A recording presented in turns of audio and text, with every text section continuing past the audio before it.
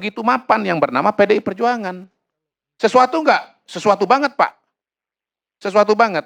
Pada hari ini kita bisa bilang Anies itu adalah institusi pada dirinya sendiri. Dia sudah jadi institusi. Bayangkan Ganjar didukung PDI Perjuangan 16%. Anies nggak punya partai, dapat 25%. Memang ada partai-partai yang secara resmi mendukung, yaitu Nasdem, PKS, PKB. Tapi kalau saya ditanya, partai-partai ini dorong Anies atau Anies dorong partai? Tuh, Ahmad Nur tadi udah jawab.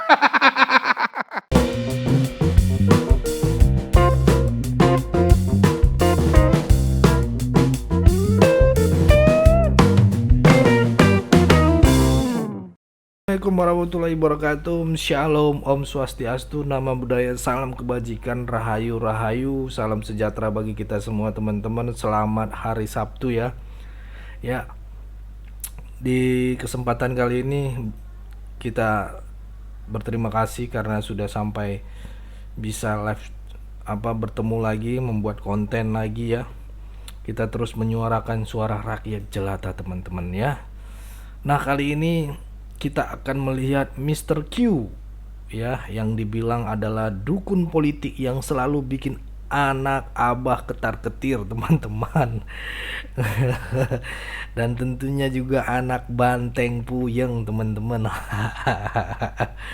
Ya teman-teman, ini sangat menarik sekali teman-teman. Tanpa berlama-lama ya, kita akan saksikan video berikut ini. Assalamualaikum warahmatullahi wabarakatuh.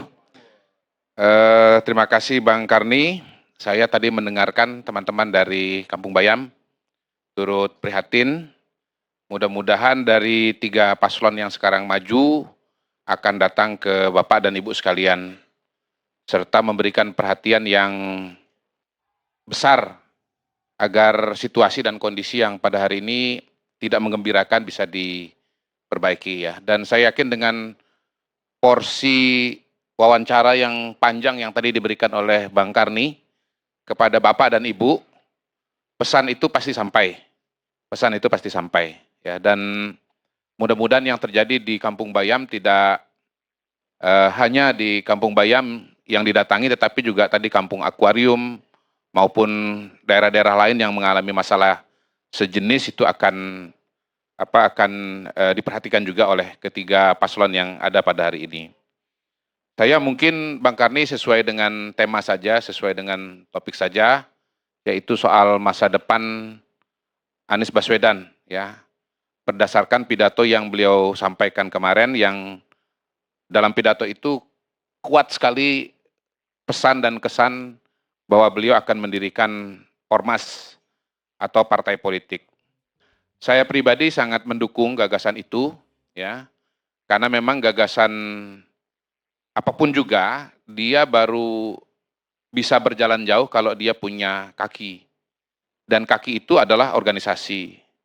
Mas Anies adalah tokoh politik ya, walaupun pada hari ini beliau tidak berpartai atau belum punya partai, tapi jelas beliau adalah tokoh politik. Baik ketika beliau maju sebagai calon gubernur 2017 maupun maju sebagai calon presiden tahun 2024. Nah, keberadaan partai politik, entah nanti langsung berdiri sebagai partai politik atau berdiri sebagai ormas dulu, sebagai sebuah proses metamorfosa, sebagaimana yang pernah beliau alami, misalnya dulu pernah tergabung di Ormas Nasional Demokrat, ya. Kemudian Ormas Nasional Demokrat menjadi Partai Nasdem, walaupun Mas Anies tidak ikut di Partai Nasdem, tapi saya kira menjadi pengalaman yang sudah membuat Mas Anies itu punya pelajaran ya, atau sudah punya pengalaman lah bagaimana menyiapkan sebuah partai politik yang dimulai dari ormas. Ya. Dan memang dalam struktur pemerintahan kita, dalam struktur politik kita, peran partai politik itu sekarang sangat-sangat sentral. Kalau Mas Anies mau melakukan perubahan atau Mas Anies mau masuk ke ranah politik, ya memang jalan paling aman itu adalah dengan mendirikan partai politik. Saya kira itu salah satu pelajaran yang paling jelas polanya Bang Karni ya, dari pengalaman tokoh-tokoh politik kita dalam rentang tahun 98, 99 sampai dengan sekarang. Nahdlatul Ulama, Gus Dur ingin punya pengaruh di politik, mendirikan PKB. Pak Amin Rais ya sebagai tokoh reformasi, boleh dibilang tokoh perubahan juga pada masa itu, ya. Lokomotif reformasi, lokomotif perubahan pada waktu itu mendirikan partai juga, Partai Amanat Nasional. Dan tahun 2004 Pak SBY mungkin mirip situasinya dengan Anies Baswedan, ya mendirikan Partai Demokrat. Apa alasan Pak SBY mendirikan Partai Demokrat? Yang saya dengar dari teman-teman Demokrat adalah karena Pak SBY waktu itu maju calon wakil presiden ternyata tidak berhasil. Dan beliau serta teman-teman membuat kesimpulan bahwa masalahnya adalah karena Pak SBY tidak punya partai politik. Karena itu dibuatlah partai politik. Dan berhasil dengan gilang gemilang, sangat berhasil. Karena partai itu baru didirikan pada tahun 2002, tahun 2004 ikut pemilu langsung dapat suara sekitar 7,5%, hampir 8%, dan Pak SBY terpilih sebagai Presiden Republik Indonesia tahun 2004. Dan sampai sekarang partai politik tersebut masih ada dan diteruskan oleh Ananda Agus Harimurti Yudhoyono, ya. Disingkat AHY, dari SBY ke AHY. Gitu. Kemudian Pak Prabowo ya ingin maju sebagai calon presiden, pernah ikut konvensi Partai Golkar. Beliau kalah di konvensi Partai Golkar. Lalu beliau mendirikan partai politik juga dengan dorongan dari teman-teman dan rekan-rekan Pak Prabowo, ya, misalnya Fadlizon, kemudian juga barangkali Ahmad Muzani, ya, dan seterusnya, mendirikan partai politik. Tidak sesukses seperti Pak SBY, pertama kali ikut pemilu, ya, hanya dapat sekitar 4,5%, hanya bisa maju sebagai calon wakil presiden dan kalah. Tapi partainya terus tumbuh dari 4,5% menjadi berapa dan seterusnya berapa, ya. Kalau tidak salah 11%, lalu terakhir 14%. Gagal 2 kali maju pemilu presiden, gagal dalam pengertian kalah di Pilpres. Tetapi akhirnya 2024 ini berhasil menang dan terpilih sebagai presiden. Nah, contoh-contoh seperti itu amat sangat banyak, ya, amat sangat banyak. Jadi jalan yang akan ditempuh oleh Mas Anies sebetulnya bukan jalan yang baru, itu jalan yang sudah dilalui oleh para tokoh-tokoh politik dan jalan yang sangat-sangat lazim, Bang Karni. Ya. Pak Amin Rais berpisah dengan Partai Amanat Nasional mendirikan Partai Umat, walaupun belum lolos PT. Ya. Anies Mata, Fahri Hamzah berpisah dengan PKS, mendirikan Partai Gelora. Tapi geloranya masih gelora kecil-kecil saja, belum gelora besar, gitu ya, sehingga belum lolos juga PT. Nah, kalau bicara Mas Anies, menurut saya ini adalah golden moment. Nah, kalau begini anak abah berani mandiri ya, begini kan berani nggak dia mandiri, ya, partainya ya kan, ini teman-teman ya, berani nggak dia maju sendiri gitu ya, kan nggak punya partai gitu ya, akhirnya dia bikin partai gitu ya. Kita saksikan lagi video berikut ini teman-teman. Berbeda dengan Pak Amin. Pak Amin itu sudah sunset. Golden momennya beliau itu tahun 2000, tahun 99. Yang berarti 25 tahun yang lalu. Pertama kali Pak Amin Rais mendirikan partai politik di puncak popularitasnya. PAN dapat sekitar berapa? 7% kalau tidak salah, 7,1. 25 tahun kemudian sekarang beliau ikut mendirikan partai politik Umat, Partai Umat. Ya, saya lupa angkanya persis tetapi tidak lolos parliamentary threshold. Nah, tentunya Mas Anies jangan mengulangi kesalahan yang sama. Ya, kalau Mas Anies mendirikan partai politik, katakanlah 5 tahun dari sekarang, mungkin popularitas beliau tidak seperti pada hari ini. Pada hari ini, saya melihat popularitasnya masih sangat-sangat, masih sangat kuat. Di Jakarta setidaknya ya ada pendukung ibu bapak, kemudian di surveinya kemarin tinggi, di nasional dapat suara 25%. Kalau semua suara Mas Anies 25% itu bisa ditransformasi menjadi suara partai, ya, sebutlah misalnya Partai Perubahan Indonesia, ya, maka kemudian partai ini berpotensi untuk menjadi salah satu partai yang terbesar di Indonesia. Bahkan kalau angka 25% itu kita anggaplah memang dapatnya 25%, identik dengan perolehan suara Pak Anies pada tahun 2024, dan ini dipertahankan sampai, dan utuh dipertahankan pada tahun 2029, maka partai ini akan menjadi partai terbesar di Indonesia. Karena notabene ini partai terbesar tahun 2024 ini berapa? PDI Perjuangan hanya sekitar 16 atau 17% saja gitu. Jadi sebetulnya ini prospek yang sangat-sangat menjanjikan kalau Mas Anies mendirikan partai politik. Itu dari segi suara. Kalau dari segi jaringan, relawan Mas Anies sudah tersebar di seluruh Indonesia. Ya, kita tahu bahwa syarat mendirikan partai politik itu salah satunya adalah jaringan ya, khususnya kalau mau menjadi peserta pemilu. Kalau cuma jadi partai politik relatif mudah, tetapi kalau menjadi peserta pemilu itu syaratnya berat, ya, tidak mudah untuk menjadi partai peserta pemilu menggunakan aturan yang ada sekarang ini gitu. Nah, itu juga aset yang harus cepat-cepat dikonsolidasikan. Karena yang namanya relawan ini mungkin hari ini masih panas, tapi mungkin tahun depannya lagi sudah dingin. Sudah sibuk dengan kegiatan ini dan itu. Jadi harus cepat-cepat dikonsolidasikan. Ya. Nah, soal gagasan ini juga tentunya harus segera dikerucutkan. Ya, Mas Anies adalah pembicara dan penulis yang prolifik. Ya, saya kira tidak ada kesulitan sama sekali untuk membuat rumusan-rumusan visi dan misi dan gagasan-gagasan yang diperlukan untuk menjadikan partai politik ini punya suatu gagasan yang kuat dan menonjol dibandingkan dengan partai-partai yang lain. Ya. Saya bahkan sudah punya bayangan nih mengenai sekjennya. Saya melihat Bang Geis cocok sekali jadi sekjennya Partai Perubahan Indonesia, ya. Karena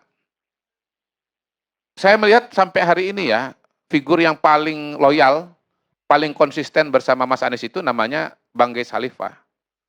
Bang Geis dan saya ini kan backgroundnya sama di HMI gitu. Kami punya persamaan walaupun kami punya perbedaan. Persamaannya apa? Satu HMI. Dua, beliau penggemar musik Melayu, saya juga suka juga dengan musik Melayu. Bedanya soal pilihan capres atau calon gubernur. Gitu. Tetapi di antara semua tokoh-tokoh yang dekat dengan Mas Anies, ya, yang dari dulu konsisten betul Bang Karni untuk punya memperjuangkan dan punya imajinasi yang jauh tentang Mas Anies, itu adalah Geis Khalifah. Itu saya saksi mata, ya. Dari zaman apa dulu namanya mailing list BlackBerry Group apa itu namanya. Itu sudah ketika orang belum menyebut nama Mas Anies, Bang Geis ini sudah, ya. Ketika orang yang dianggap dekat dengan Bang Anies hari ini udah nggak kelihatan, namanya Sudirman Said, itu udah nggak lihat lagi Sudirman Said, betul ya? Kalau enggak Bang Sudirman ada di sini, Sudirman. Ini Bang Geis masih ada sampai sekarang. Jadi karena ini perjuangan panjang dan sedikit banyak akan melelahkan, maka diperlukan pendamping yang betul-betul sudah teruji, tangguh dan loyal. Dan itu saya tidak melihat ada orang lain yang sedekat Bang Geis dengan Anies Baswedan. Gitu. Kalau Dewan Pakar juga saya udah menemukan calonnya Bang Geis. Ya, namanya Ahmad Nur Hidayat. Iya ini beliau tadi. Ya beliau kan loyalis perubahan dan konsisten juga menulis tema-tema perubahan. Ya, beliau ini juga latar belakangnya ekonomi, Bu. Ya, jadi saya kira sangat tepat untuk menjadi Ketua Dewan Pakar dari Partai Perubahan Indonesia. Nah, kalau melihat itu semua, sebetulnya tidak ada lagi yang tidak tersedia buat Mas Anies. Kalau mau mendirikan partai politik. Jadi saya sejalan dengan Pak Nur ya, dengan Mas Nur, dengan Dek Nur ini. Saya sepakat bahwa sebetulnya pada hari ini kalau ada partai politik baru yang paling potensial untuk segera berdiri, yang paling potensial untuk mendapatkan suara yang signifikan, ya, itu adalah partai yang didirikan oleh Anies Baswedan. Ya. Modal suaranya sudah ada, nggak main-main loh, 25% dari total pemilih. Ya. Kemudian relawannya juga jaringannya sudah ada di seluruh Indonesia, tinggal dikontak saja. Ya. Calon pengurusnya sudah ada juga. Jadi saya nggak melihat alasan bahwa partai ini tidak bisa berdiri, gitu ya. Segera saja berdiri, ya, berkompetisi dalam politik Indonesia, menjadi bagian dari proses politik Indonesia, dan mudah-mudahan bisa menjadi solusi yang bagus bagi bangsa dan negara Indonesia. Saya kira itu Bang Karni. Terima kasih. Wassalamualaikum warahmatullahi wabarakatuh. Ya, bahwa potensi itu ada dan kuat malah. Tapi tadi Ahmad Nur Hidayat mengkhawatirkan kalau jadi calon gubernur aja terganjalnya kayak gitu, apalagi mendirikan partai politik. Kalau sekarang ini ya kalau memang Anies itu dibilang ditakuti oleh penguasa, ya bisa saja itu diganjal juga. Iya Bang. Dalam politik itu harus punya adagium, never try, never say, kan gitu. Nah yang kedua, never say never. Gitu. Sehingga ya harus dicoba. Kalau saya lihat sih dari partai politik yang pernah ada di Indonesia pada era reformasi, banyak kok yang didirikan oleh tokoh-tokoh oposisi. Pak Amin mendirikan partai politik. Bisa ikut pemilu nggak? Bisa. Apakah jalannya berlika-liku? Barangkali iya, tetapi kan faktanya tetap bisa ikut pemilu. Partai buruh sudah ikut beberapa kali dalam kontestasi kita. Bahkan terakhir ini kan ada Bang Faisal Assegaf yang mau mendirikan partai politik yang namanya Partai Negoro, gitu. Sudah berdiri ya?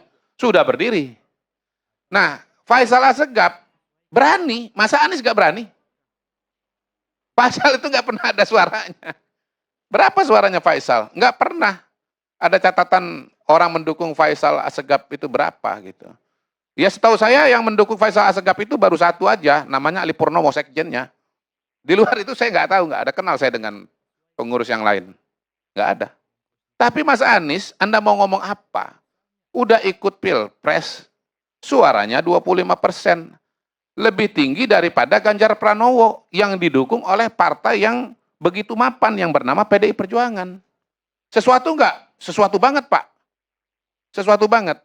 Pada hari ini kita bisa bilang Anies itu adalah institusi pada dirinya sendiri. Dia sudah jadi institusi. Bayangkan Ganjar didukung PDI Perjuangan 16%. Anies nggak punya partai. Dapat 25%. Memang ada partai-partai yang secara resmi mendukung, yaitu Nasdem, PKS, PKB. Tapi kalau saya ditanya, partai-partai ini dorong Anies atau Anies dorong partai? Tuh, Ahmad Nur tadi udah jawab. Yang dapat suara itu adalah, yang dapat kenaikan suara itu adalah partai-partai yang mencalonkan Anies kok. Gitu Bang. Jadi saya sih optimis bahwa Mas Anies kalau mengajukan atau mendirikan partai politik akan bisa mengajukan partai politik. Kenapa? Balik lagi. Mengajukan partai politik itu sesuatu yang relatif mudah diukur kok. Ada syarat-syaratnya. Kepengurusan di sekian provinsi. Kepengurusan di sekian kabupaten kota, kepengurusan di sekian kecamatan gitu. Kalau kemudian Anda punya pendukung, ya ini rekomendasi dari saya, setiap Anda menyusun kepengurusan dan ada proses verifikasi, buat videonya bos. Buat videonya bro. Sehingga kalau misalnya nanti kemudian KPU tidak meloloskan Anda, tampilkan saja videonya kepada Bawaslu. Saya kira bisa itu dijawab dengan sangat-sangat jelas gitu. Tapi ya kalau mendirikan partai politik ya, buat saya partai politik itu tantangannya bukan dari luar, mendirikan partai politik ya, tantangannya dari dalam sendiri. Punya nggak semangat, punya nggak stamina, punya nggak kepercayaan diri untuk membangun partai untuk bangsa dan negara yang sebesar Indonesia ini. 2 juta kilometer persegi, 38 provinsi, 500 berapa 14 kabupaten kota, berapa sekitar 5.000 6.000 kecamatan, sekitar 80.000 desa. Sanggup nggak untuk melakukan itu? Punya nggak ketekunan dan stamina seperti Anies Mata, seperti Fahri Hamzah dan kawan-kawan di Partai Gelora gitu loh. Ya kalau Anies Mata saja bisa, ya apalagi Anies Baswedan, karena dukungan suara dari masyarakat kepada Anies Baswedan itu sudah demikian besar. Yang belum proven aja berani, apalagi yang sudah proven. Jadi kalau nggak gerak juga, nggak jalan juga, itu berarti masalahnya bukan di luar tetapi di dalam. Itu tadi teman-teman ya videonya. Nah, ini kan kalau kalian selalu membenci Bung Kodari, ternyata Mr. Q ini sangat baik hati teman-teman. Teman-teman Sirait Media bisa tahu lah, di sini Bung Kodari ini memaparkan potensi Abah jika membangun partai tak ada unsur jegal-jegalan gitu kan, jegal menjegal gitu ya. Ya silahkan gitu ya, lanjutkan gitu ya. Ya ini mau mencalonkan, mau bikin partai silahkan. Jadi betul kata Bung Kodari ini ya, Mas Anies harusnya belajar dari Pak SBY maupun Pak Prabowo Subianto ya. Itu dua jenderal yang harus dijadikan contoh gitu ya.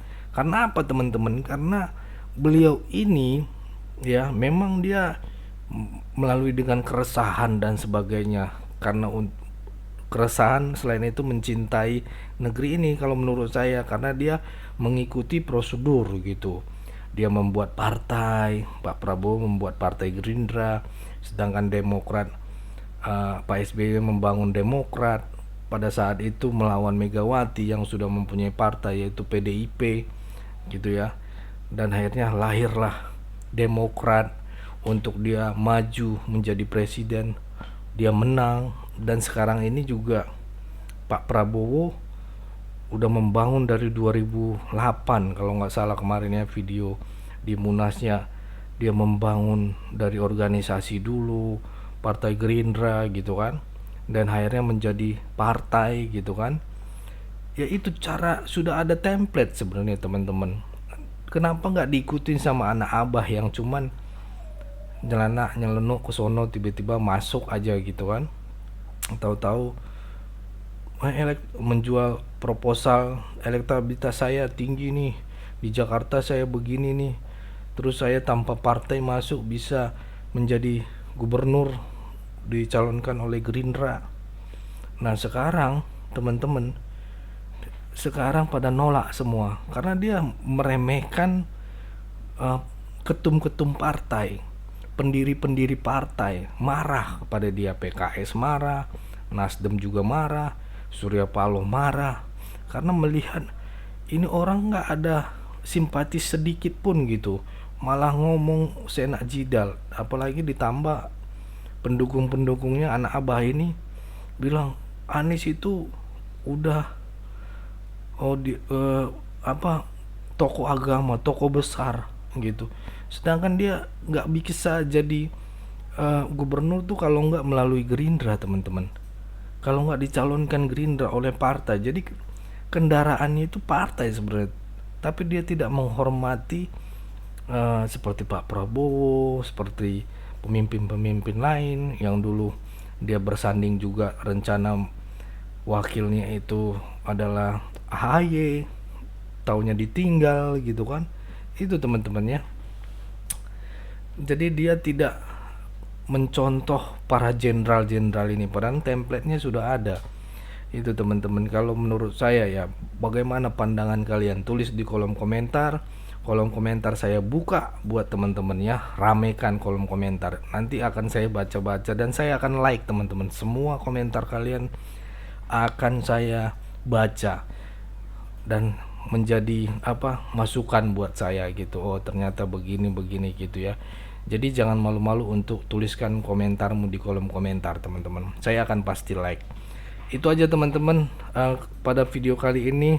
Pokoknya pesan saya, tetap jaga persatuan Indonesia, jangan mau dipecah belah, jangan mau diadu domba karena NKRI harga mati. Saya Leonardo Sirait mohon undur diri. Bye bye.